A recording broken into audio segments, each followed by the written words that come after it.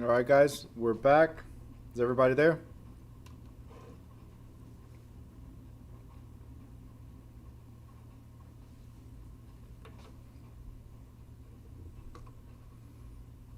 Hello, hello.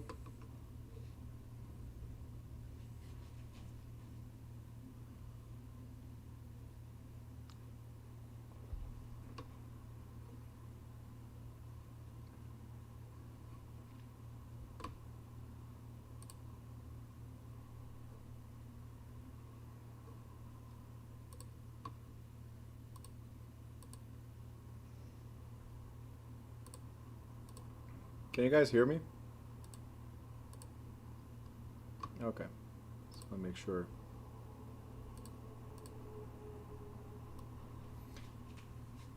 Really?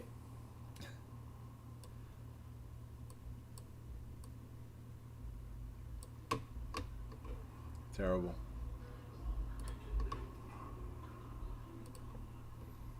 All right, let's see. Moses is not there. Severio, not there. Talia is gone. Oh, she's back. Meredith, I never know. David, gone. Abanu, I see you. Okay, now I see you. Great. Linda, don't look so serious. There you go. Okay. Chad is not there. Melissa joins us for the second half. All right. Yep. Flavio, I see you. All right, cool.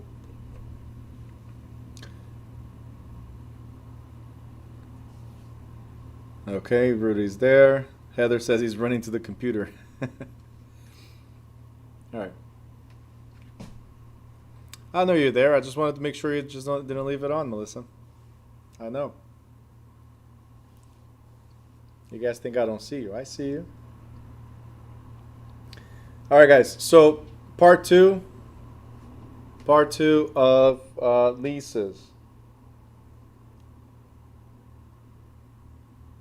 Remember, just one more time, let me tell you one more time. If I don't see you on camera, if you do not participate or answer questions, then it does not count. So you're going to have to do this all over again. Same jokes, same raw material, and it still sucks.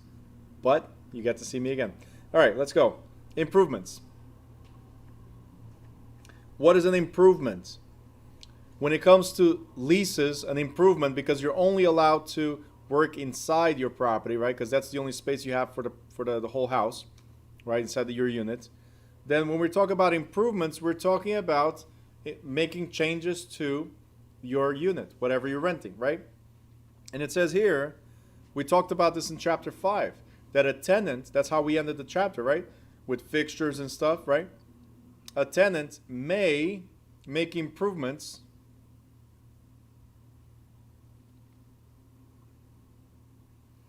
with the landlord's permission, but any such alterations generally become the property of the landlord.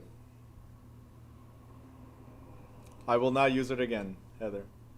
All right, I don't know if you brought your guns from Texas, so I'll not. You guys remember from chapter 5 we said, if you do anything without the landlord's permission, without him, right, then automatically it's the landlord's. And you could lose your security deposit. If you do something with the landlord's permission, then it should also state whether it becomes the landlord or is yours and can be removed. So tidy, yes, it'll be a fixture right here. They become fixtures. All right? If it's a trade fixture, you guys remember the term trade fixture, right? Then that's installed for business purposes. So trade is for business. Okay? Trade is for business. So we know that if it's a business, if I'm installing, like I got TVs on the wall, if I'm installing these TVs for the class purpose, then it's for the business, right? So trade, tools of the trade, I can remove it. Gil just wrote pizza ovens and dentist chairs. I can see how those two go together. Yeah. I can definitely, I agree.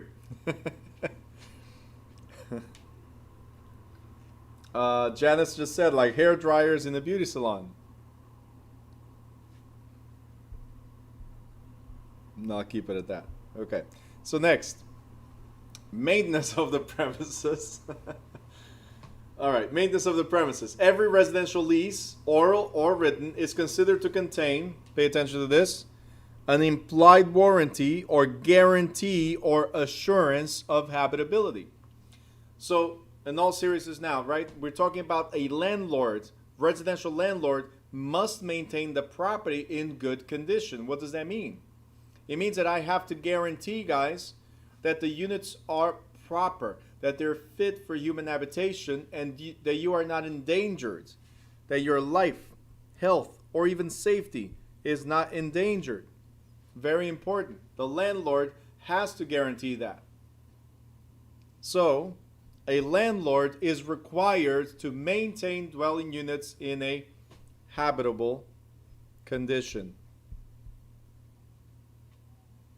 Vanessa says she can't see me. Can you guys see me?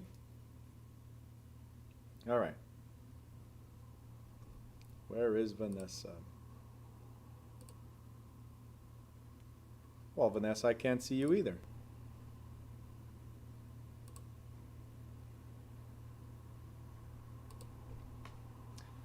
That's what I was going to say, John Cena. Chad says that's a class in itself. You're talking about keeping things in habitable condition? Oh, yeah. Slumlords. All right. Guys, cameras, action. There's a lot of cameras I don't see.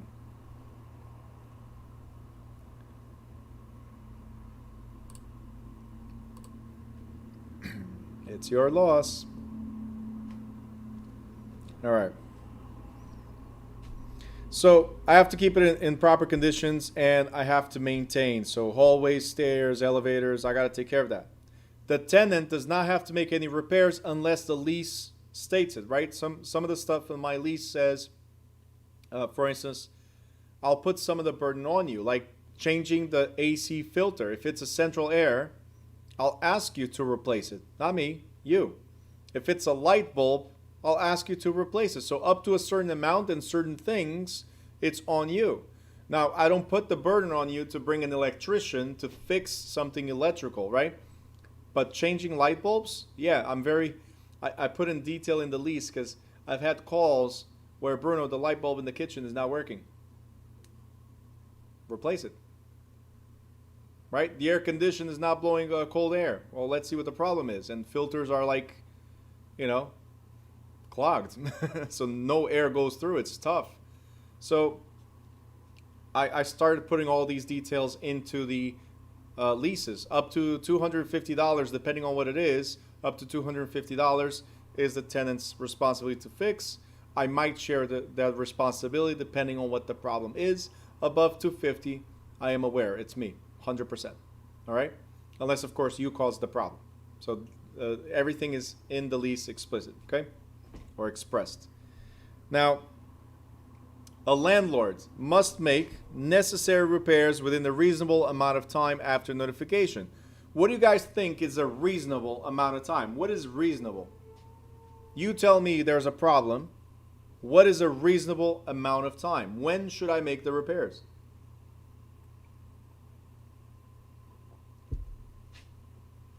All right. Says the landlord. Hold on. Let me go back. Landlord says reasonable amount of time is 1 to 2 weeks. So we're in the middle of winter, right? And there's no heat. Middle of winter, right? Yeah, 1 to 2 weeks. You go back there and guess what? Your tenants are now popsicles. Yep, sure. 1 to 2 weeks. Mm-hmm. Heather says 24 to 48 hours unless it's an emergency. That's not right either. 24 to 48 hours is the emergency. Okay? Next day, 2 days. ASAP. As soon as possible is the correct answer. Depending on the emergency, ASAP. So now it's 24 to 48 hours. If it's longer than that, if we go the Stephen way, it's an emergency. Guess what, guys? Let me show you what happens with Stephen way. If the landlord fails to make repairs, New Jersey does recognize the tenant's right to repair and deduct. So guess what? Something that would cost you $200, your tenant is now going to meet with Heather's people and come up with bogus itemized repairs, which you're going to have to pay for because you took 2 weeks. Okay? So everything is subjective. What is reasonable amount of time? It depends on the problem. Heather says never renting from from Stephen. Riley agrees. Let's see. No heat ASAP. Stephen goes like, when you put it like that. Yep. I have to. All right. Let me see show you guys what Yanessa wrote. Depending on the problem, it's 24 to 48 hours unless you need a contractor, but acknowledge the issue immediately. Contractor may take longer unless it's an emergency. Absolutely. All right. So it depends on the problem. Now, here's the thing, Stephen. Let's say the tenant doesn't want to do the repairs. That's fine. And you're happy because now you can wait your 1 to 2 weeks. But what they can do as well, besides being able to repair and deduct, they can also withhold rent until you fix it. Jersey law allows that to happen. Now, guys, so if you are a tenant, let me address this as well. So it's two-edged sword, right? You cannot go, oh, there's a hole on the wall. I'm not going to pay rent. If the hole on the wall is not affecting your health, safety, right? Then it's not a reason to not pay rent. But there's a lot of tenants that take advantage of it right away and like, hey, I'm not paying. Not happening. Okay? Unless it's something like water is not working. If it's the whole house, it's an emergency. But if it's part of the house, right, then not an emergency, and you stop paying the rent, doesn't make sense. If it's heat, yes, you can stop paying the rent if you're in the middle of winter and there's no heat, right? So again, anything like there's no electricity to the building, and you're the one that provides electricity. So PSE&G coming out for the tenant is not going to happen, right? They'll have to come out for the landlord. So a few of these things are considered life-endangering situations. The tenant has a right to repair and deduct or withhold rent. So with what I just said, obviously, if you are to withhold rent, if you are to engage in this type of situation, tenants, always consult an attorney before you do it. That's all I'm trying to say. Can you? Yes. Should you? Depending on the situation, yes. Always consult an attorney because, not me, but when I tell you this one happened, not personal experience, so not like Chad and Heather there, not a personal experience. It did happen to somebody close to me that the tenant, and I've made this joke in the past, the tenant decided to, hey, it's cold, there's no heat, I'm going to use the rent money and go to the next best place to be. And it's not a hotel close by, right, where you could defrost, right, Stephen? Where you could defrost. No, they decided to go on vacation.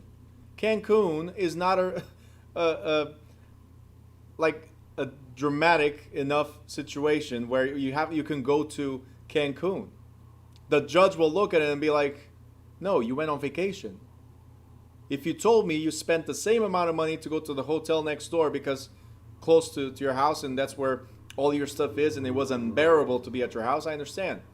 But going on vacation, no, you're not getting your money. You have to pay the landlord and interest on it. You guys got it? So most of the times, judge will side with the tenant. But in a situation like this, nope. Heather says, sounds reasonable to me. Oh, yeah. Anything out of Jersey is reasonable. I love Jersey, guys, okay? So those of you that have been over the past couple of days, like, Jersey is awesome. Why wouldn't you want to look at Jersey and stuff like that? Yeah, it is. But anywhere out of Jersey is great. I'm just saying. Steven says, in big capital letters, yelling at Heather.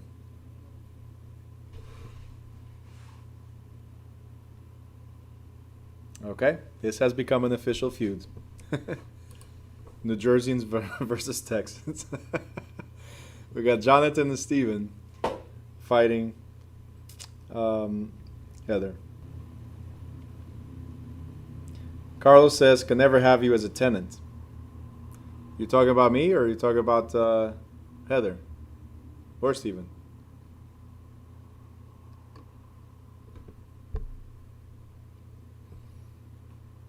Heather. Okay, so, yep. Father and son, they're like, nope, you out of here. They just did the same thing you did to Jonathan. We didn't want you there. All right. Here's another one, guys. Another New Jersey rule. Ready? Where the landlord furnishes heat, that means they provide the heat for the whole house. Between October 1st and May 1st, all rooms must be heated to at least 68 degrees between the hours of 6 a.m. to 11 p.m. and to 65 degrees at night. So you have to maintain these minimums throughout winter and spring, pretty much. Well, fall as well, but anyway. You guys got it? 65 at night, and during the day, 68. Next, assignment and subleasing. Guys, we talked about assignment yesterday, and yeah, I saw Steven's face, I know. When we talked about assignment, guys, you guys remember we said that when you assign, you're transferring the rights and duties to somebody else. So if I'm renting from somebody, and then I say, hey, do you want to take over? I'm pretty much assigning the rights to occupy the space, but also the obligation of maintaining it and paying the rent. So there's an assignment or transfer of rights. Subleasing is a little different. Subleasing is I have the full rights, and I'm taking a small portion and renting to somebody else that small portion. Okay? What is the biggest problem with assignment or subleasing? If there's an assignment, guys, we talked about it yesterday. If there's an assignment, then the new tenant has primary responsibility, but the previous tenant maintains secondary liability. You guys remember this? We talked about Talia and not wanting to transferring to Moses and not having that responsibility, right? Or liability. We said that yesterday, correct? So when it comes to the word assignment, you have to remember always that there's primary and secondary liability. With subleasing is a little different. See, subleasing, guys, I'll give you an example. Subleasing, it happened to me a few years ago. I had this apartment close by. It was 3 bedrooms, and I always talk about it because this guy's attitude was the best attitude ever. Anyway, he rented from me, 1 person, 3 bedroom. He goes like, I asked him, you sure you want this just for yourself? And he says, yeah. Here, the smaller room, I'm going to make my gym. This other room, I'm going to make my office. And of course, the master bedroom with the bathroom and everything, that's where I'm going to sleep. And I said, sure, if that's what you want. I mean, who am I to judge? You want this whole big apartment just for yourself? Sure.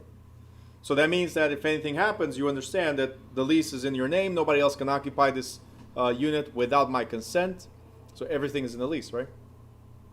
It didn't take 1 day. And there's already like 3 or 4 people sleeping there. Okay? A week later, there's like 20 people in and out. And what this guy was doing was renting daytime and nighttime. So people, he was a promoter, a club promoter. So he kept people in and out, right? And my tenant from the first floor was the one that told me this, right? So I confronted him. And I said, hey, what's going on? He says, yeah, you know, things got tough. I'm like, day 1? Things got tough? And he said, yeah, you know, I'm like, listen, if anybody damages anything, it's on you. If they're not paying you, it's on you. Just letting you know. I don't mind. But I can also charge you. I'll see the bill, whatever the bill is for the water bill, the difference is on you as well. Okay? Now, guess what happened? This guy was so confident in whatever he was doing that a few months later, he's not paying rent. I call him up. I say, hey, I always try so hard not to say his name. So I said, hey, tenant, where's the rent? It's like, well, I'll make $2,000 this weekend. I'll pay you next week. Like, sure. Okay, no problem. But you know there's a late fee. Don't worry about it. I'll make $2,000 this week and I'll pay that easily. No problem. All right? He's the reason why my contract changed, my lease agreement changed, so you guys understand, from having a late fee to having a late interest per day. So I have a per diem fee. So the longer it takes for you to pay me, the more you're paying. Why did I do that? Because he said, well, if I'm paying a late fee anyway, I'll pay you on the 20-something. So we're almost by the next month, and he's like, I'm paying the late fee anyway. That was his attitude. So I changed all my contracts to be a per diem. Before you do this, contact your attorney to see if you can do it and how to do it, okay? So guess what happened? He didn't pay the rent. He paid late, right? Second month, he pays late again. Third month is like, listen, my roommates are not paying me.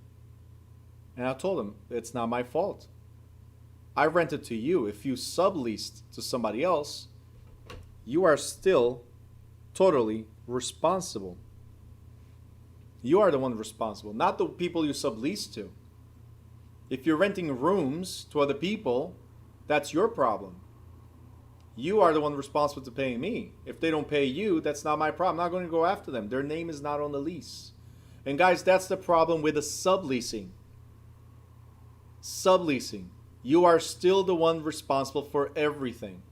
If your tenants, and they know it, if your subtenants, your room renters, right, your roommates know that they can stop paying and they will not get kicked out, right, because you'll get kicked out first, they can.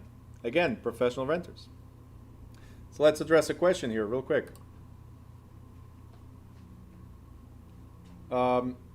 Isn't that illegal to rent rooms?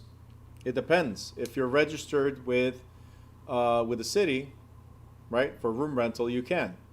If you do Airbnb, it's renting rooms. And some towns, right, or some cities, they have restrictions against Airbnb. The majority of them don't.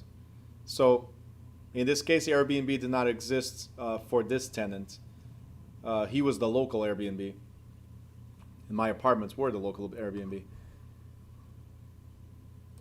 But no, it's not illegal. It's illegal depending on the town that you're in.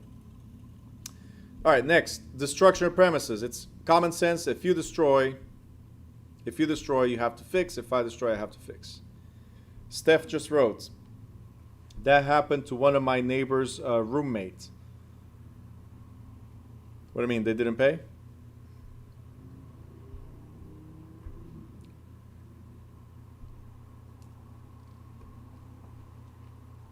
Oh, he paid security for renting the room.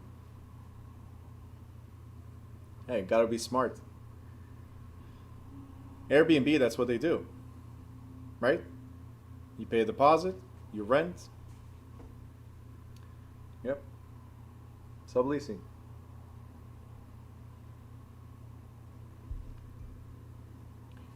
So, guys, real quick. What Stephanie's saying is on, let me go back here. So, what I was saying is, if the roommate does not pay, then the one that's renting to the roommates is the one responsible.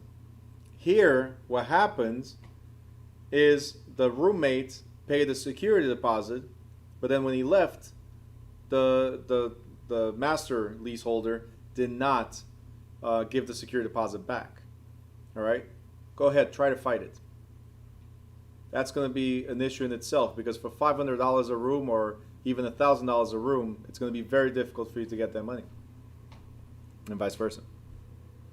Even to kick somebody out is very difficult. All right, how do we end a lease?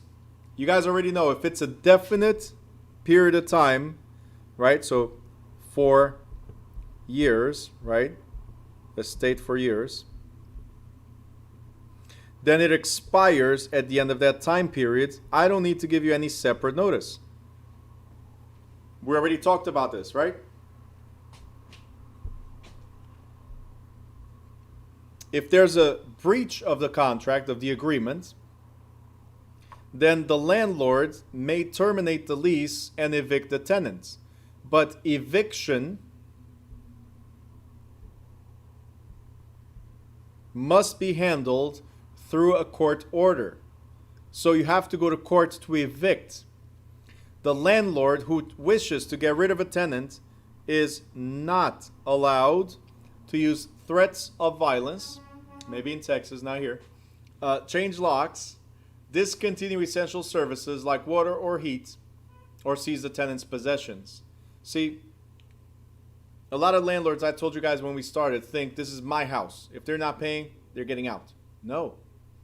If they have a lease, even if they're not paying, everything within that unit is their personal property. The moment you touch personal property, you're the one violating their rights. Simple as that. If you need them out, it's through a court order. A judge has to order them to get out. And the sheriff is the one that takes the stuff out. Okay? Not physically, but they go with you, unlock the door, and then they allow you to remove stuff with the sheriff's supervision. Okay? It's also possible for parties to agree to surrender the lease or to cancel the lease. If we do that, then it results in termination of the lease. That's what happened to Talia, right? Talia says, hey, I cannot be here until the end of the year. I'm giving you 3 months notice. I'll leave 2 months earlier. If the other party agrees to it, then that's it. It's canceled. You're not obligated to pay another 2 months, whatever's left, okay? But if you decide to just leave, if you abandon the leased property, you are still liable for the terms of the lease, including the rent. What does that mean? It means if you have a 6 months, a 1 year lease and you leave 6 months, right after, then you're still liable for the remaining 6 months in terms of money. Okay? But the landlord, what I was telling you guys before, I have this in green because it's very important. The landlord is required by law to try to mitigate the damages by renting the property as soon as possible to another tenant. So guys, as landlords, can we sit back, relax, and wait for the tenant to pay because they owe us the money regardless for those 6 months? The answer is no. We are required to try to rent ASAP. And as a landlord, if I put on the market today, and let's say it's a down market, right? Instead of getting $2,000 in rental, I get $1,500 in rental, as an example. You are liable for the difference. So tenant, you left, I'm going to sue you for the months that I had it vacant. Now that I rented, I'm going to sue you for the vacant months plus the difference of the occupied months that were within your obligation. So it says right here, you are liable for the difference in rents. You guys got it? So landlord must rent it ASAP. If he or she cannot, the tenant is liable for the full 6 months. If he can rent and there's a difference in price, then that's what the old tenant is responsible for. Thumbs up? Got it? Great. Now, this is repeating again. If it's in a state for years, no advance notice is required. If it's from year to year, so periodic estate, you need 3 months notice. Month to month, you need 1 month's notice. Week to week, you need 1 week's notice. It's just common sense here, right? We already talked a little bit about this, right? If there's a sale, then the tenant has the same rights and duties and obligations, right, with the new landlord. What that means also is that the new landlord cannot kick out the tenant. The new landlord must abide by the terms of the lease. The new landlord cannot raise the rent. The new landlord cannot change the occupancy. Let's say we have they're using the garage. You cannot change it. The garage is there until the end of the lease. Once the lease ends, can we alter the terms? Can we renew the lease with new terms? Absolutely. All right. Considering rent control, you might not be able to raise the rent that much, but you can change the terms. Hey, no longer garage. I'm sorry. All right. So a lease survives the sale. That means it's binding on the tenant as it is on the new landlord. And this is a common mistake that a lot of people buying foreclosures make. There's a lot of people that win auctions at sheriff auction, and then the same day they're knocking on the door and saying, hey, get out, I'm the new owner. You can't. First of all, you cannot do the same day. We'll talk about that tomorrow. You cannot do it. Second, you just cannot do it if they have a standing lease. You have to honor the current lease. Simple as that. Jaseni says, what if the... Okay. I knew somebody would go for that one. Over the years, I stopped mentioning that one, Chad. Jasenia asks, what if the new owner wants it vacant and the owner gives them ample 6 months notice? Okay, what is the reason, Jasenia? What is the reason you want to move in? Or you want it vacant? Is it because you're moving in? If so, then yes, you can give them 60, preferably 90 days, and you're moving in. That's it. You bought it, so you're entitled to it. Okay? If the only reason is to be vacant, so you can rent to somebody else at current market value, then most likely not. You have to honor the lease. Okay? Yesenia, yes, even if they have the lease. I bought it. I want to occupy the unit. I just have to give you enough notice. It's my house. It's a little different. Okay? If it's going to be owner-occupant. Again, consult with an attorney before you do it. But yeah. All right. Let's see. Let's address this quick comment right here for Chad.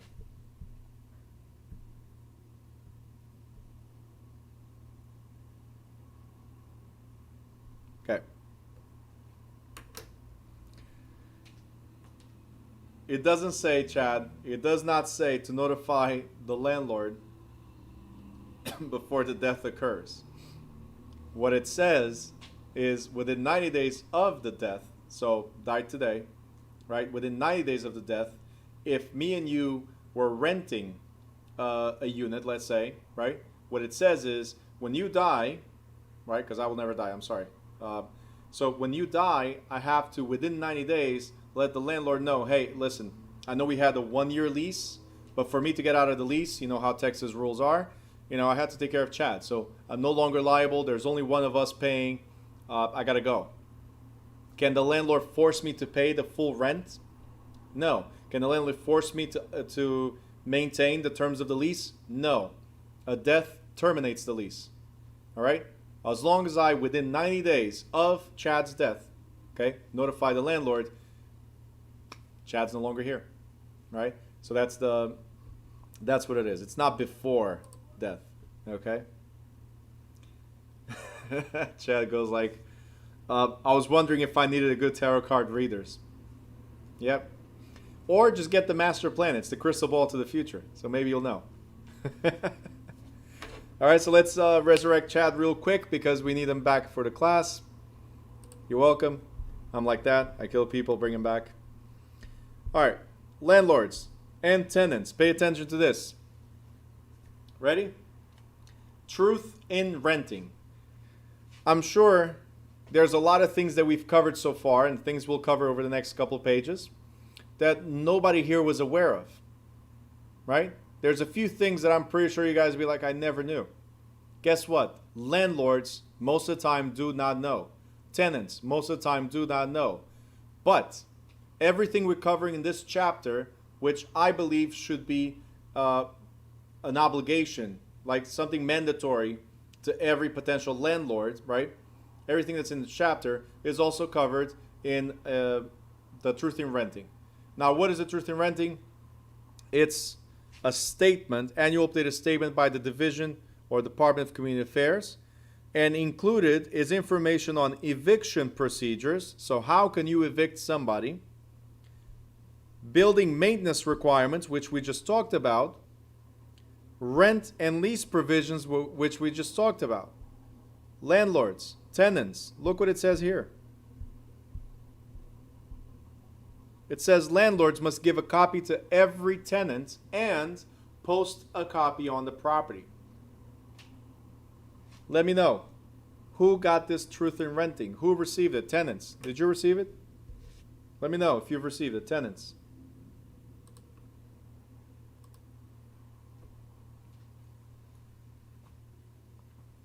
All tenants, come on. Riley says yes.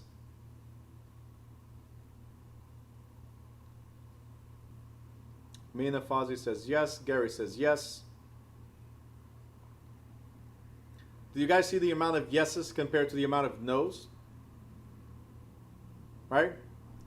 So let's change the tables real quick. Landlords, let me know if you have given this to your tenants, and be honest, okay? 100% honest, please. There's nothing wrong with not knowing about this. Moses says no. Thank you for your honesty. Anybody else? Well, he didn't say no, he says never. With an attitude, I'll never give this to my tenants. Imagine them knowing all this stuff. Sandra says no, I didn't even know until this class. So that's 2 landlords. The rest of the landlords, there's a few more, right? Steven's awfully quiet now. Carlos, the landlord's your father. You said you were the landlord. Should we scroll back to the message where he says, I am a landlord? All right.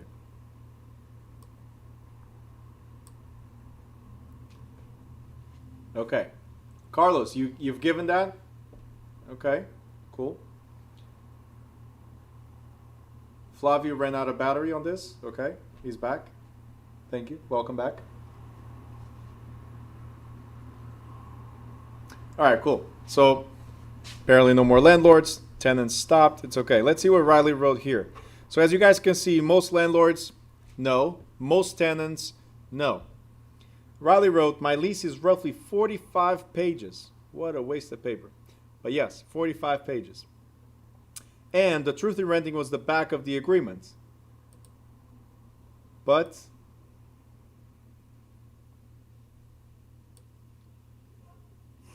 MOT. Most don't notice because the signatures ended, right? Is that what you wrote? Yeah, most, okay. Ended on the 45th page and skipped to the end of the truth in renting paperwork, marked as complete. Got it. I know, Carlos, I know. All right, so as you guys can see, a lot of people don't know this. But every single thing we're talking about right now, every single thing is in this truth and renting booklet.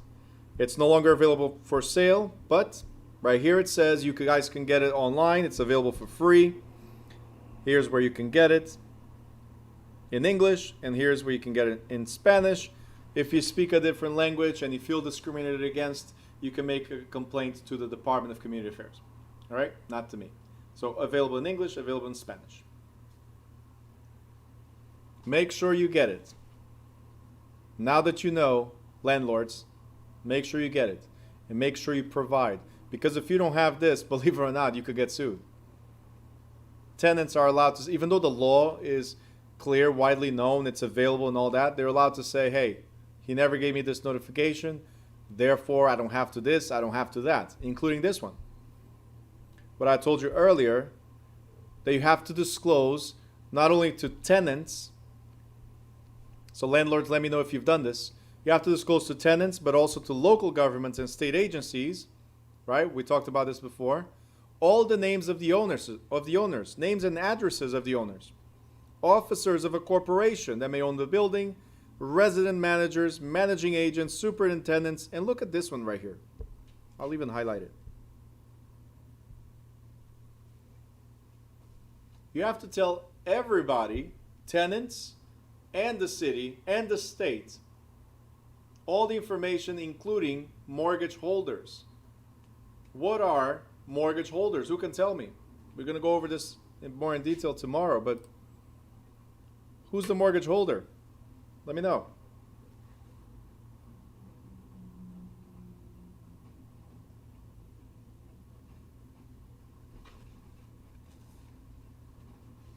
The bank. So wait a minute. I'm telling you now, guys, we just read, right, that you have to tell the tenant who the bank is that financed the house. Did you guys understand this? I mean, everybody's writing the bank, which is great. That's the answer. But did you guys realize that you have to tell the tenant who the bank is? You don't have to give the account number, but you have to say who the bank is. Why? Who can tell me why? Drop it in the chat.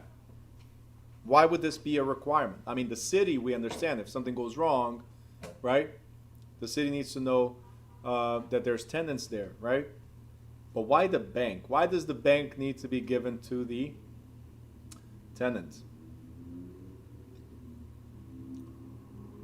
Joseph, somewhere along those lines.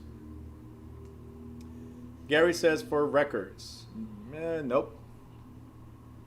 Heather says, I always look it up to make sure we are not renting something that is in foreclosure. Okay, somewhere along those lines. Chad went with that. Okay. Gil says, no liens. Okay. Lou says, if the owner doesn't pay. All right. So you guys are somewhere in the right place. It's about foreclosure. Absolutely. Do you guys know, we're going to go over this in a second also. Do you guys know that the tenants must be notified that there's a foreclosure? But how's the bank going to notify the tenants? They'll just put a poster, right? I mean, they'll just post something saying, hey, house is in foreclosure, tenants. You have certain rights. That's all it is. But if they don't know who the tenants are, that's what they do. If they know who the tenants are, then they might come into agreement that after foreclosure, the tenants pay directly to the bank or the new owner. You guys understand? You as a tenant have certain rights. If the house goes in foreclosure, you have the right to stay there as long as you're paying. But paying who? The current landlord and the new landlord if the current landlord loses the property. You do not have the right, and this will be with every foreclosure notice, you don't have the right to stop paying because they're not paying. Another thing that a lot of tenants do, well, if you don't pay your bill, why would I pay my bill? Right? So that's illegal. All right. Next thing we got is the Americans with Disability Act. Americans with Disability Act, so ADA. Americans with Disability Act, ADA.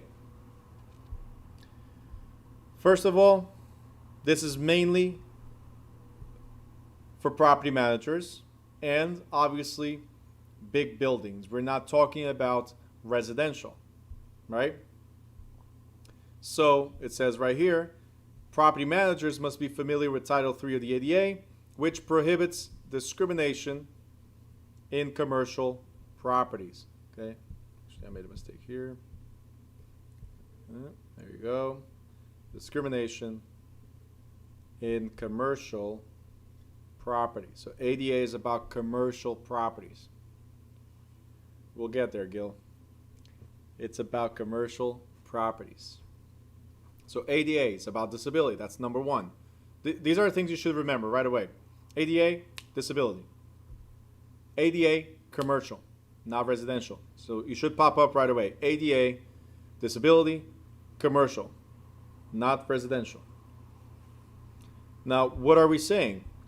We're saying that this act forces forces building owners and property managers to comply with it and provide facilities, right? Or facility or ease of access to people with disabilities. Now, the question is, before I actually show this to you, the question is, let's say I have an old building. Do I have to restructure the whole building because somebody's coming with a wheelchair?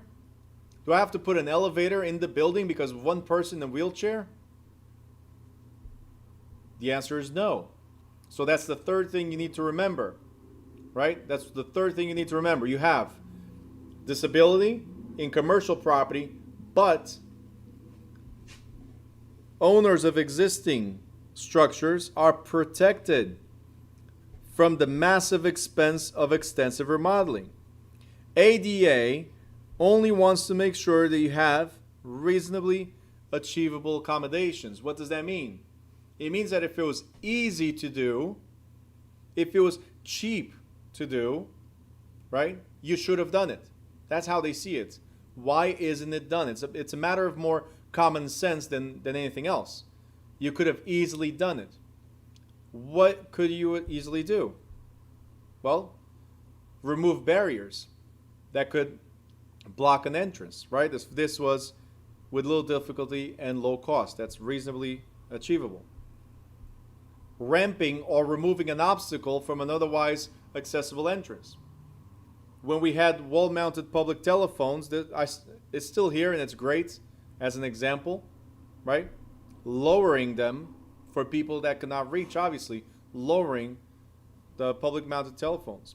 This one I still don't understand why people don't do it. It's so easy.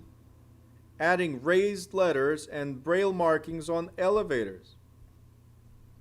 Right? So simple. Also, this one's so cheap to do. Auditory signals on elevators. Right?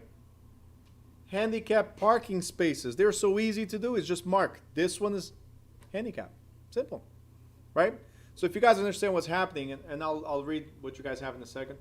If you guys understand what I'm trying to show you here, is that if it's something that's with little difficulty and low cost, get it done. That's how you get sued in commercial properties. You got it? This is commercial only. Let's go back to this. ADA, people with disability in commercial properties, but it has to be done with little difficulty or low cost. Okay?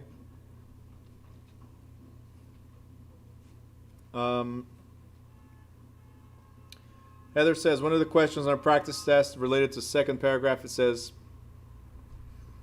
employers with 15 or more employees must adopt non-discriminatory employment procedures. Yeah, because the ADA, sorry, let me go back real quick. I'm sorry, I know I skipped it. Right here. Because the ADA started with employment. That was the first Americans with Disabilities Act was towards employment first. So if you have 15 or more employees in the building, you have to have practices of non-discrimination. So it's one of those laws, if you guys remember fair housing, it's like you want to discriminate, make sure you don't have a fourth single family. Here, if you want to discriminate, make sure you don't have 15 employees. Keep it at 14.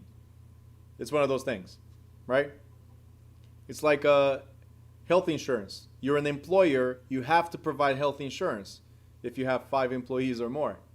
So that's why a lot of people create different accounts or different companies to handle different employees. This way you never reach the 5, right? The threshold that requires you to provide. You guys got it? There's legal loopholes for everything. You see that? Yesenia says you can make reasonable comment. Well, that's what I.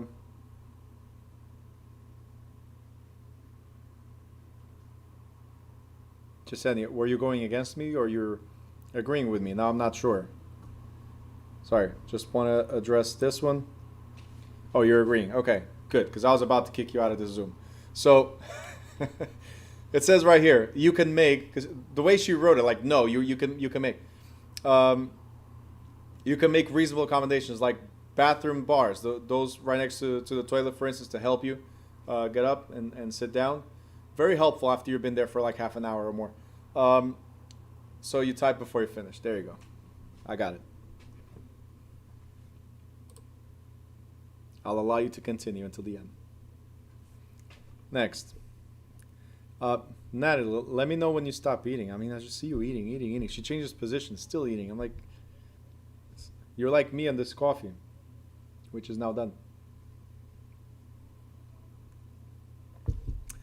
All right, what else we got? Oh, look. Yesenia.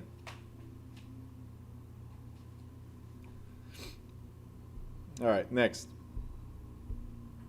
Rental referral services. We talked about this in chapter 1. Wow, this is really bad. Hold on.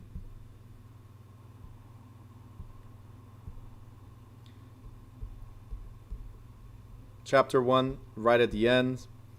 And we said that if you're trying to help somebody rent, you have to have a contract and a license. And the contract must specify services to be performed, fees to be charged, date and term of the contract, and refund policy. We talked about this in chapter 1, right at the end. It was the last thing, right?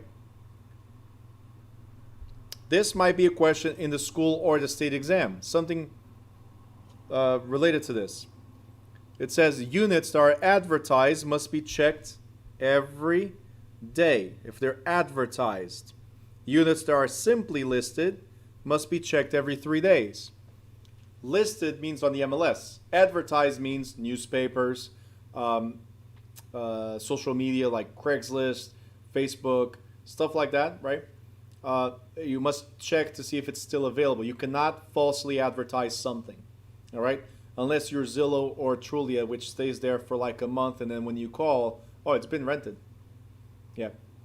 So Connie just says test. There you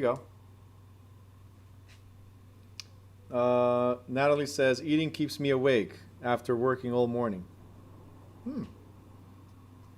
All right. If you guys want to wake, this is the first time I hear this. If you guys want to wake up, you eat. Usually after I eat, I'm like Garfield. Does anybody know who Garfield is? Okay. After I eat, I'm like Garfield. Need to go sleep. But Natalie, I mean, I guess everybody's different, literally. Rent control. Who can tell me what is rent control? Real quick. What is rent control?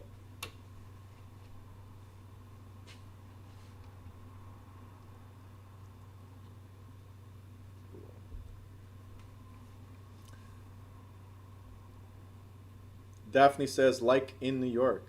I don't know what like in New York is. Connie says, something we don't have. Joseph says, rent increase limit. Talia says, set their own rules. Sarah says, rent based on income, can't jump higher. Okay. Heather says, only allows so much of an increase. Okay. To keep rent constant, you can't increase the rent. Daphne says, grandfathered in. That would be great. Yamili says, rent can only increase 3%. And Sabrina says, regulatory requirements. So, rent control is about controlling the increase of rent. Okay? Now, what you guys need to understand, some of you said something we don't have. Some of you said you can only increase 3%. Let me clear that out. State of New Jersey has no rent control. Okay? State level. We have no rent control. State of New Jersey says reasonable increases. That's as much as it go in the, yep, Janice. Perfect. So State of New Jersey says reasonable increases. So whatever a judge feels that it's reasonable, it will fly. If the judge feels it's not reasonable, it won't fly. Now, individual communities, this is the reason number 300 why you should focus on a particular market. Because individual communities determine what is the rent control. So they set their own rent control. Okay? What does that mean? It means in Elizabeth, rent control could be 3% increase only. In Linden, it could be 3.5%. In Union, it could be 4%. Others may say, hey, the same as this, whatever the state says, right? In fact, only almost one quarter of the state has rent control in effect. 1/4. That means the majority of the cities and the townships, right? The majority of them have no rent control. So it's like whatever. It's like Wild Wild West. If you want to increase $1,000, increase $1,000. You want to take me to court? Let's see what the judge says. If you go to court and the judge says, yeah, $1,000 is reasonable because that's what the judge felt like that day, then it's reasonable. If you go there and the judge says, well, landlord, don't you feel like that's a little excessive? Right? And then they'll try to negotiate. That's what they'll tell you. Go outside and negotiate. Come back later. Are you guys understanding this? the majority of the states, of the cities and townships in New Jersey, have no rent control whatsoever.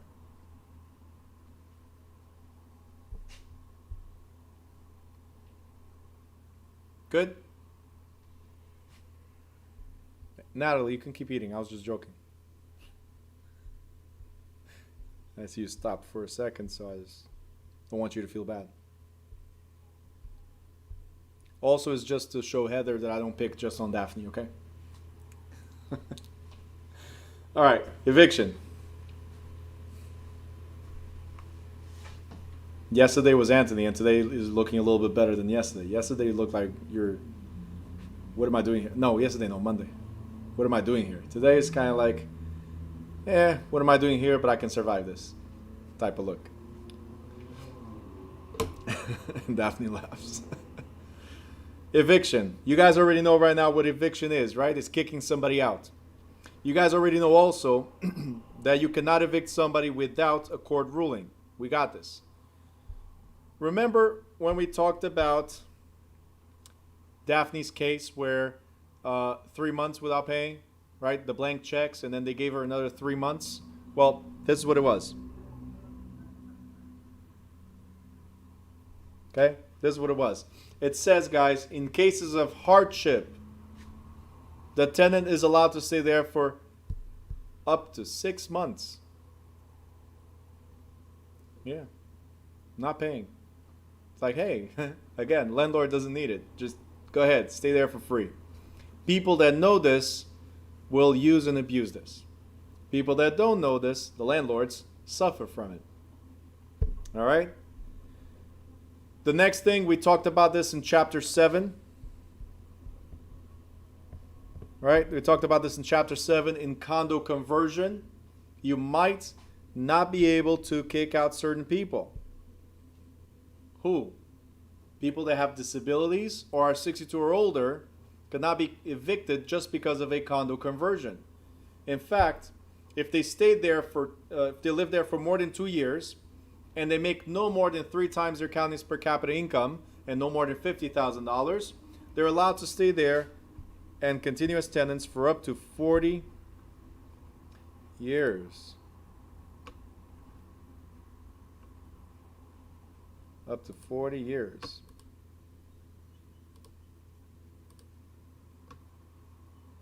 Somebody got kicked out of Zoom.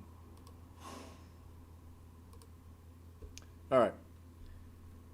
Now we have constructive eviction. What is constructive eviction? I want you to write, you evict yourself. Okay. Constructive eviction. You evict yourself. Sarah, is it the same with hotels in New Jersey?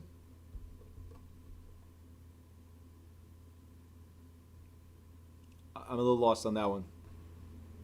Like, we're not going to evict people that are 62 or older or with disabilities in hotels? I don't know what you're asking. I'm sorry.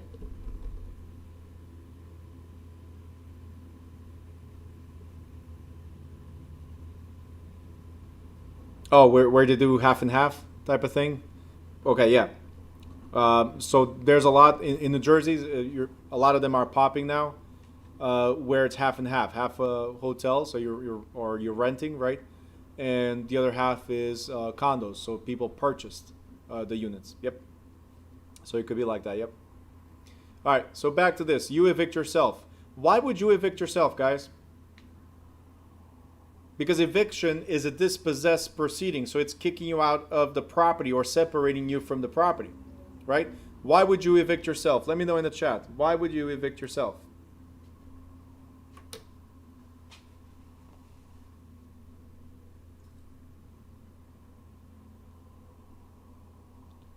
Oh, Crystal, you're the one that got kicked out? I'm sorry. I noticed that there was a message that came through. You got kicked out of Zoom? Why is your YouTube tag, right, Bronx girl, when you tell me you're from Queens?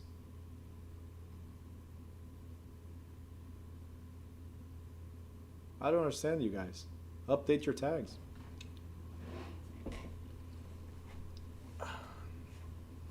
Heather, correct. Yes, absolutely. So the reason why you evict yourself, is because the landlord, so let me show you guys, very good, because the landlord failed to maintain or provide basic services necessary for human habitation. So you evicting yourself, Bronx Girl, that was actually a good one, but no, it's not to keep it off your credit. No, it's because your landlord is what we call a slumlord. They don't take care of the property; they just care about the money, and it's impossible for you to live there. The conditions are impossible. They're not taking care of it. So you evict yourself means you separate yourself from the lease because the landlord broke the lease. The landlord's the one that breached the contract. That's what it is. All right? But before you evict yourself, make sure you vacate the property, so you get out of the property before you do this. And of course, consult an attorney. I understood, Heather. I'll give you a discount on that one.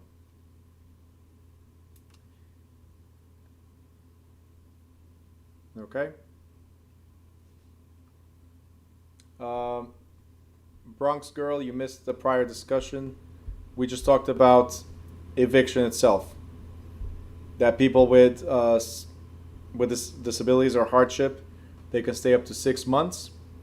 All right, so real quick, 6 months. And if the property is being converted to condo, we talked about it in chapter 7, you might not be able to evict people with disabilities or over 62 that are capped at a certain income and live there for more than 2 years.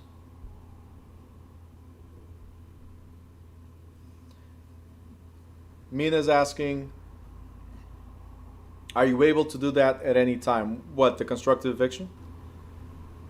You can do it at any time that the landlord failed to provide basic services. At any time. Consult with a lawyer. Daphne is asking, can the landlord keep the secure deposit? No, they're the ones that breached the agreement. So no, it's your money and you want it now. Okay?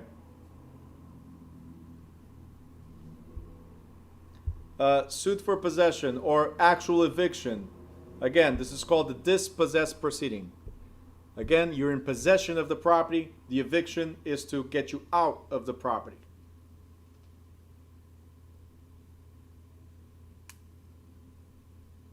No, you have to tell the landlord you're leaving. You leave, and then you tell the landlord by constructive eviction. Let me show you here again.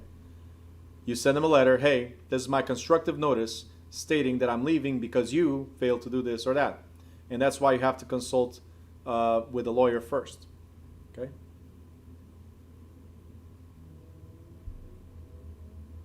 All right. These are causes for eviction, guys. Make sure you check them out. This is in the truth in renting. For instance, if you don't pay, I don't have to give you any notice. I go straight to court.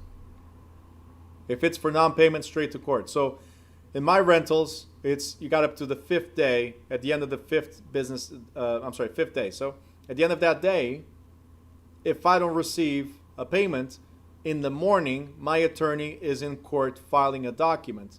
With that document, you get a copy of it the same day that says you can now pay the rent plus late fees, plus attorney fees, plus filing fees. Simple. I told you I don't play the game anymore, right? I had somebody almost 9 months without paying me. That doesn't happen anymore. Okay? You have to understand, it's not me being the worst landlord ever. Is you guys need to understand that being a landlord is a business, and you have to run it as a business. Do I help my tenants? All the time. All the time. Those that come to me and talk to me and explain the situation, all the time. And I make myself available, well, my team, available for that. So people get to understand that we're not here for the money. We're here, obviously, for the money, but we're here also to make sure we have long-term relationships. I don't want to be switching tenants every year. I want you to stay there for 10 years, 20 years, 30 years, or even buy the house from me. I don't care, right? But I want a long-term relationship. So they also understand that if you don't tell me up front, you will get a notice, you will have to pay, plus attorney fees, plus late fees, plus filing fees, plus, hey, you're stealing my house fees, right? That's what it is.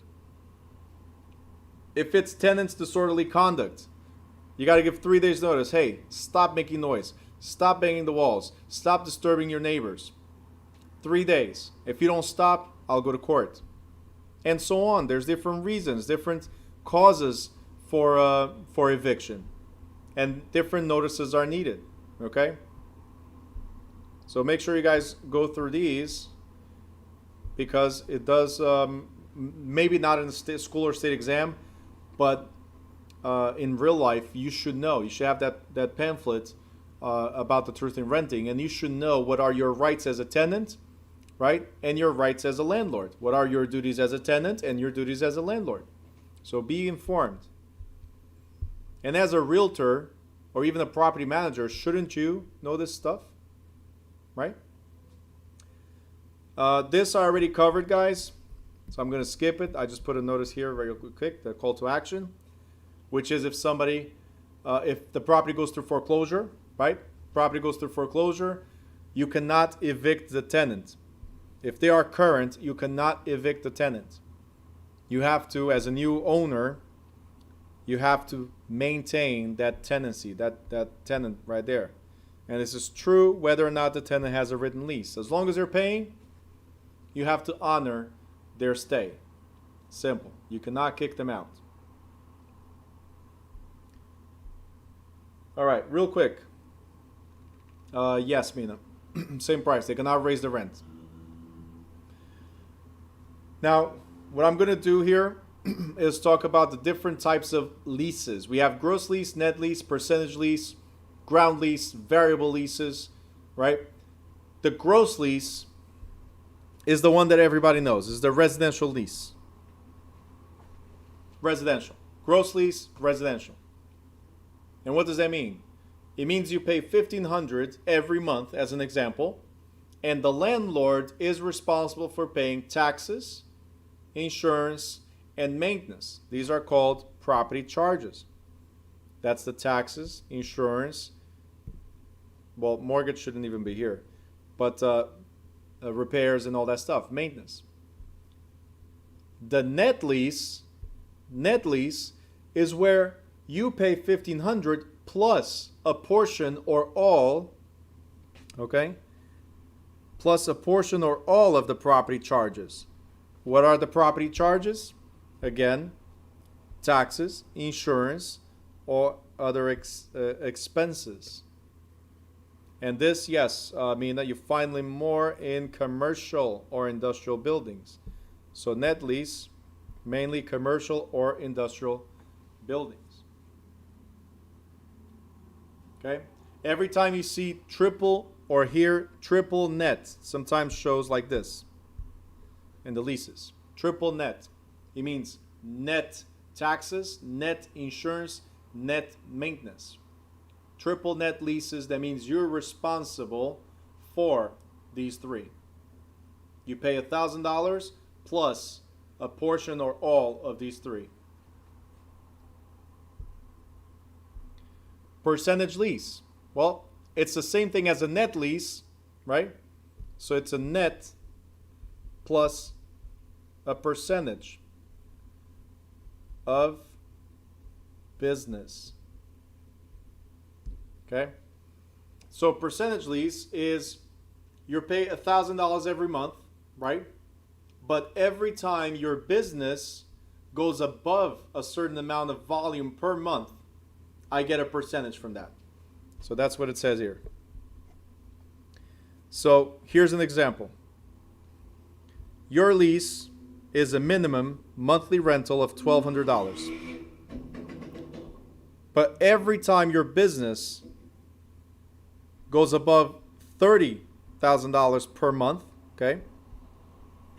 Every time your business goes $30,000 per month, gross, I get 5%. So I get the $1,200 plus 5% of your gross sales. Or some leases say whichever is more or whichever is less. I mean, whatever the lease states. But it says that I'm getting a rental and then it's based on the amount of business you have. So for landlords, this money is a gamble. I'm charging you a very low rent, $1,200, but I might make a lot of money if your business succeeds. So I'm betting in your business. And we find most of these in shopping malls. So retail. Okay? This is where I'm betting in your business, right? I'm keeping you low rent, expecting you to have a lot of success. So it's like I become a limited partner, right? Because I get a portion of your business. Yanessa, great. Daphne, great question. Like I said, I become more like your partner. So how does the lessor know how much the lessee makes? Again, I become like your partner. So this type of arrangement is not a normal thing, obviously. And you're going to have to share your books with me. You have to show me how much you make. I become your partner. That's what it is. Okay? Chad, high risk, high reward. Hopefully. Sabrina, does this make sense for health and medical offices too? You could, absolutely. It's not a normal thing, but you could. All right. Monica, get out of the room, please. Right, Nicole? You knew I was going to yell at her, right? Yes, I know.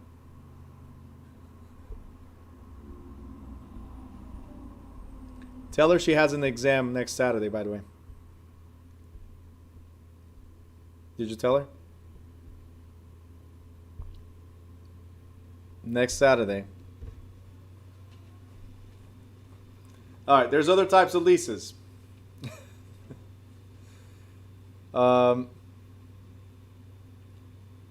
Janice says, my YouTube is cloudy.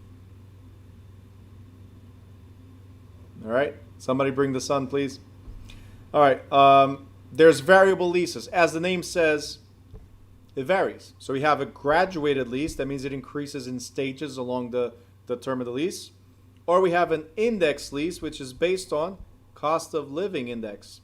Now, cost of living keeps on increasing, right? So your lease is, let's say, it says that it will increase based on cost of living. So 3.5% is the increase every year on average. 3.5%, right? That's inflation. That means that every single year you'll have an additional charge on your lease of 3.5%. Simple as that. Cost of living. Inflation. All right? Ground leases. Ground leases. Ground leases are also called terra. Terra leases. You're not going to find this in the exam, but terra means land or lot, right? So you're renting only land, only the lot. But why would you rent just land or the lot? There's two things you can do with it. Rent it as a parking lot or a parking space, right? Or you can build on it. It just means that the landlord is not going to build out for you. But if you do invest in building, then such a lease must be for a long enough term to make the transaction desirable to the tenant making the investment in the building.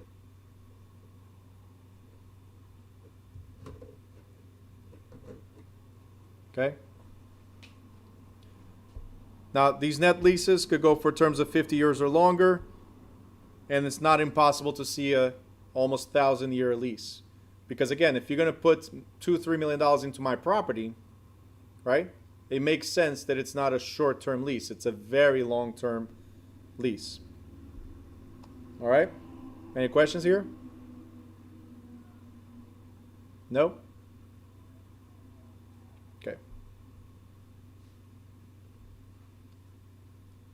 Oh, great question.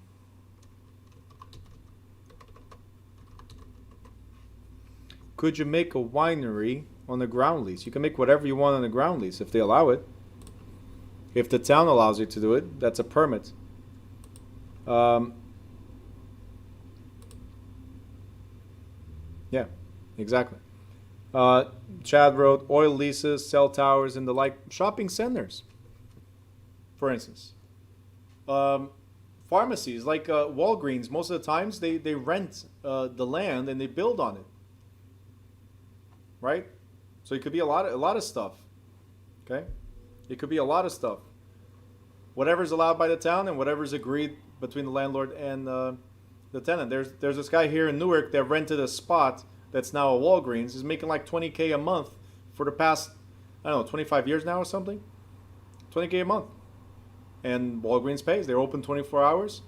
They're the only source around here with 24 hours, so they're paying. All right, we're gonna go into property management. I need 10 minutes for this because there's not many questions in the state exam about property management. What does a property manager do? Manage other people's property. Got it. But what is the main purpose of a property manager? Is to maintain, right? Maintain or increase the value of somebody's property. So I don't want to deal with a property. I'll hire you to handle it. Maintain the value or improve the value. Okay? Simple as that. Addressing Daphne real quick, I'm sorry. Why would Walgreens not buy the property? Right? So it's a business decision. We need expenses. For instance, it's a tax write-off, for instance. I don't want to have an asset, for instance. Okay? I want to have a liability, for instance. So there's a lot of reasons why you might not buy the land. You might just rent the land. Okay? So back to property manager. As I said, your job is to increase the value of a property or maintain at least. How do you do that? Securing suitable tenants, collecting rents, caring for the premises, budgeting, hiring, supervising employees, keeping proper records of everything.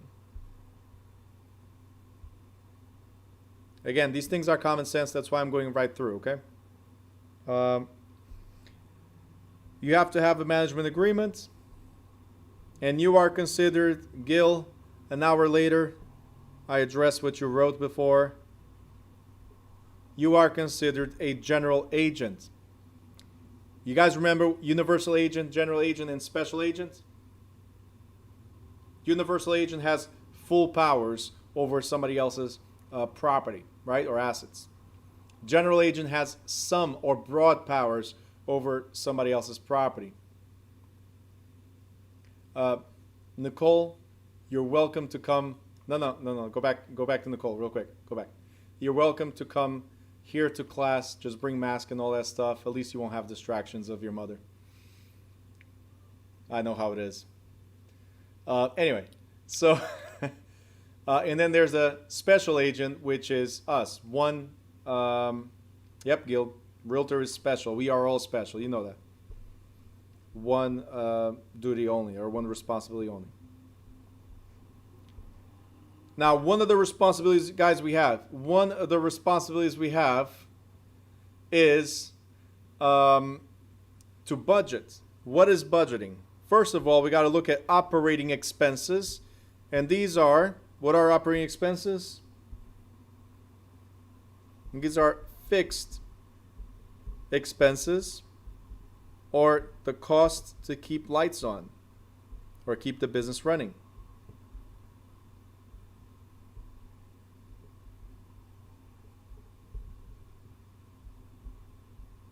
Okay? The cost to keep the business running.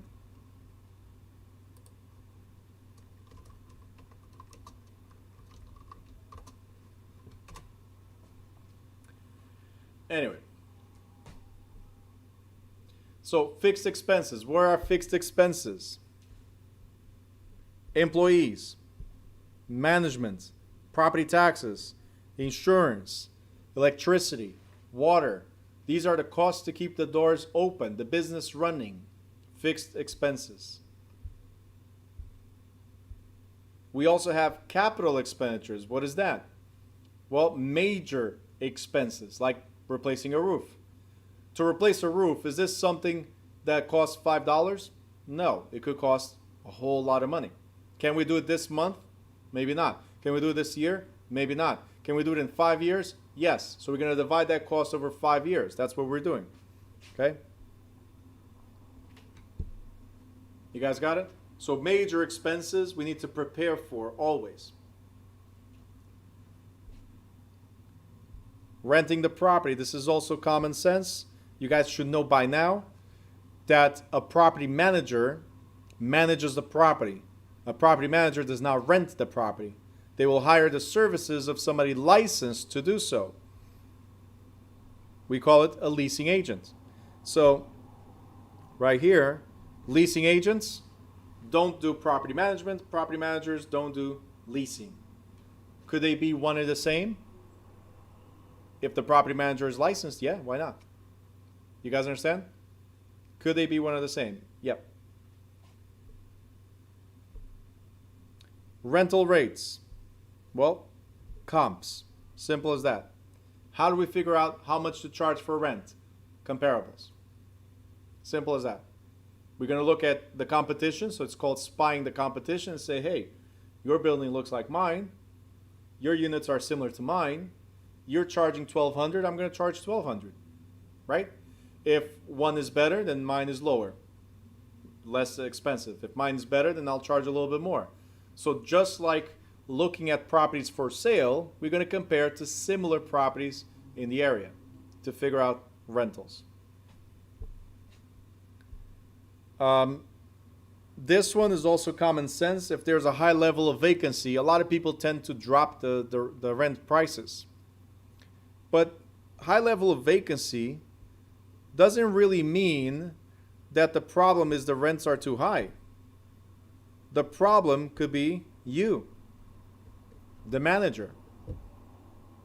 How many times you've been to a restaurant, right, that you really like the food, but management and service is horrible? You even stop going there because of that, right?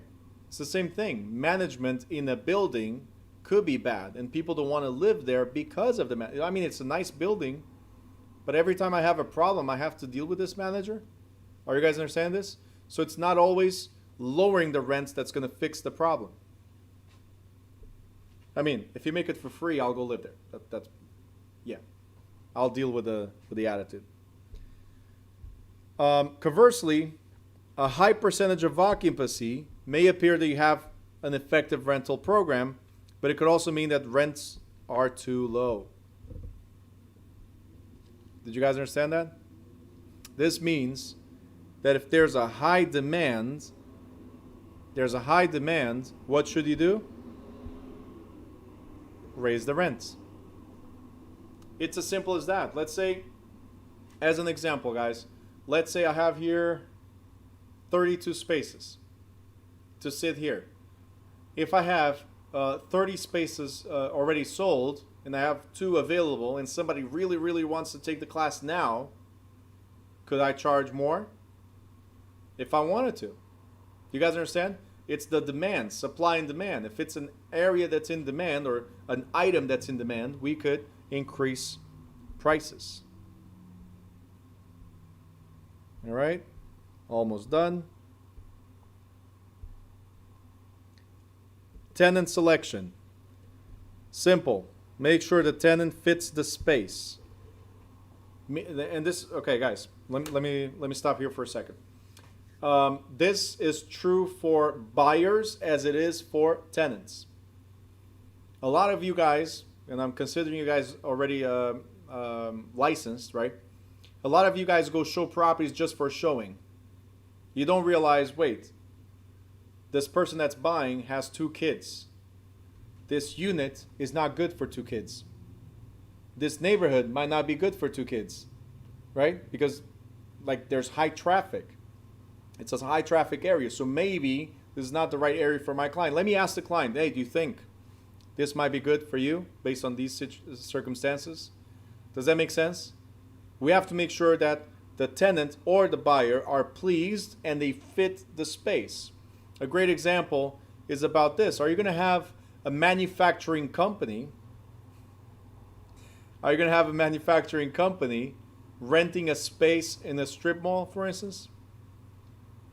Most likely not, right? Most likely not. There's no room for improvement, and also it's just not the right place, period. So fit the space. And Chad, a studio, right? I'm going to tell you a quick joke from a Mexican friend of mine. He said, okay, so just to address that, the studio isn't great for two kids. Yeah, it might be. And don't get offended. This is a Mexican friend of mine that told me this. If you go to New York, you want to find out if it's fit or not? It's very easy. You go to New York, you look at the amount of basements, multiply by 20, and yes, it is fit. Right? That's the amount of Mexicans you'll have in New York, said by him. I don't know if it's true or not. Moses, you're in New York, right? Is that true? And he's saying yes. Oh my God, you're supposed to say no. That Mexican is crazy. Anyway. Next. Collecting rents. Guys, one of our main jobs is to preserve the value of the property, correct? As a property manager. How do we preserve value of the property? By making sure we have solid relationships, right? And that we're bringing the income. So how can we be sure, or almost sure, that we're going to collect the rents? Well, at least one of the things we should do is check background. The background check. Hey, you have an employer? Let me call your employer. You have credit? Let me check your credit. You were living somewhere else before? Let me call that place and figure it out from that landlord what kind of tenant you were. As a property manager, we should have a background check ran on each tenant. Okay?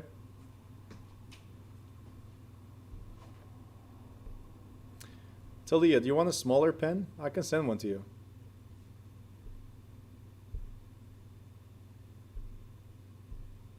And everybody's scrolling now on to see what Talia's writing with. All right, maintaining the property. When is it ideal to hire employees or contract for services? This decision is based on a number of factors, including size of the building.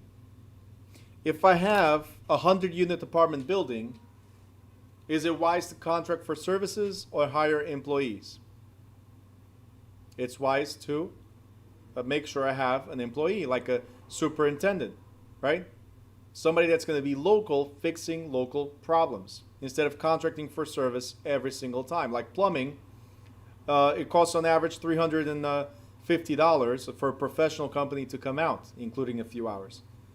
Plumbing problems in 100 units are going to be a daily event. So yeah, employ somebody. Very important. Vanessa, you have NTN, National Tenants Network. We have TLO, so it's TransUnion. I forgot what the LO stands for. You have Make Me Move by either Experian or TransUnion. You have tenantscreening.com, something like that. There's a lot of companies you can use that are sponsored by either Equifax, Experian, or TransUnion, and they pull criminal check and they pull previous tenancy records. So, like if they ever got evicted. As an agency, we use NTN, National Tenants Network. But you need to have a certain amount of requests, I think. Insurance. I always like to talk about this because it's beneficial for you. Guys, insurance. You are already the property manager. One of your responsibilities is to find appropriate insurance for the building, right? But look what it says. In some cases, the property manager or member of the firm may be a licensed insurance broker, like me, okay?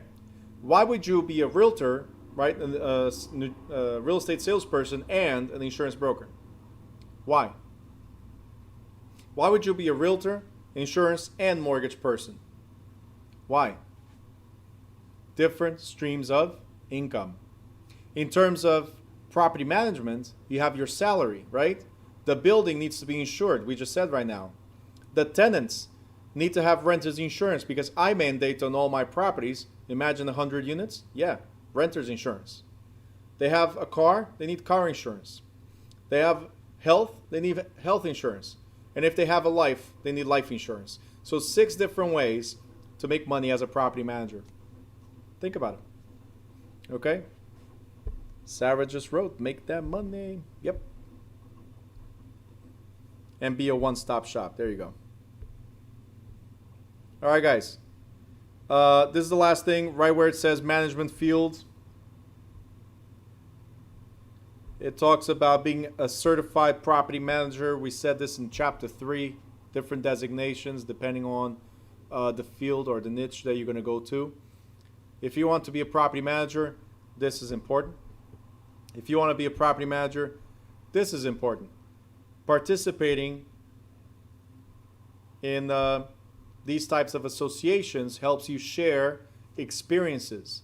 So you talk to other property managers about their problems and see how it helps with your problem. So that's how you learn, right? And there's just one last thing. It might be asked, it might not. In Florida, they ask a lot about Community Association Institute. But that's it for this chapter. I'm not too crazy on property management because there's only, like, if anything, one question. So it's not don't go crazy about it. Read it, test yourself on it as well. Be ready for it, but there's not many questions. And most of these, if you guys agree with me, most of these are common sense. So nothing crazy like the rest of the chapter or the other chapters. All right? Does anybody have any questions? Daphne? Sorry. I had to. If you don't have any questions, then good night, guys. I'll see you tomorrow at 5:30. I'll hang on a little bit longer to those that have questions. Don't forget, if you're constantly disappearing on my screen, these hours do not count. If you're constantly disappearing on my screen, these hours do not count. I appreciate you all and your participation. If you have questions, drop them now. Good night, guys. Well, those of you saying good night. If you're on the YouTube Live, go ahead, ask questions as well. I'll address them right now.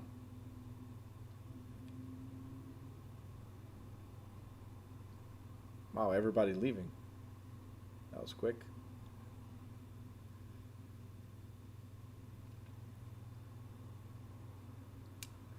Good night, Meredith. All right, Natalie, good night. Catherine, good night. You look like you need to. Tired. Jane, how to get onto the student portal? Oh, sorry to hear that, Catherine. Feel better. Jane, click on that link. It's newdirection.school. That's our website. Then it's going to show you student portal or student login on the right hand side. All right, so let me show you here so you can see it.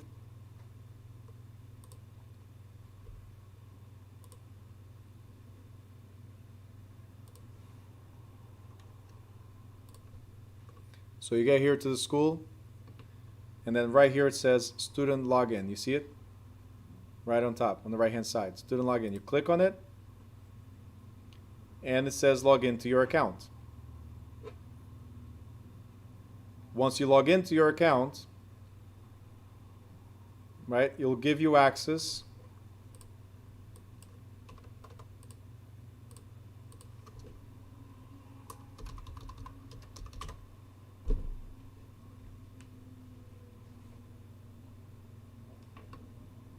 It's getting there.